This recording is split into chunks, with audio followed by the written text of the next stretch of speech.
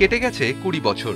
২০টা বছর নেহাত কম কথা নয়, যার বেশিরভাগ সময়টাই উপত্যকা ছিল রক্তস্নাত, হামলা পাল্টা হামলায় অশান্ত। অশান্তি আর বিপদের ভয়ে ভূস্বর্গে পা ফেলছিলেন না পর্যটকরা। হোটেল মালিকরা মাছি তাড়াচ্ছিলেন। কাশ্মীরের প্রখ্যাত শিকারা ডাল লেকের বুকে একা একাই দুলছিল। পর্যটন বিপর্যস্ত হওয়ায় অর্থনীতি ভেঙে পড়েছিল। সেই গুমট অবশেষে কাটছে। কাশ্মীরে ফের আসছেন দেশি বিদেশি পর্যটকরা।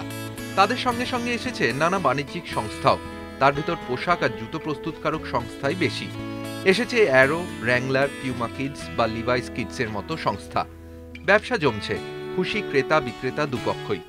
हमारे लोगों को ऐसी सब चीज़ें मिली जो हिंदुस्तान के बड़े बड़े मेट्रो शहरों में मेट्रो महलों से लाते थे, और हम यही चाहेंगे कि हम उनको यहाँ पे वो प्रोवाइड करें, बिल्कुल उन्हीं रेट्स पे जिन रेट्स पे उनको बाहर ये सब चीज़ें मिलती थी। Feels wonderful.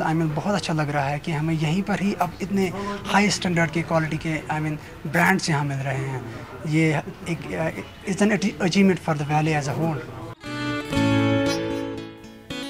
এই পরিবর্তনে কর্মসংস্থানের সুরাহা হচ্ছে, কাজ পাচ্ছেন স্থানীয়রা।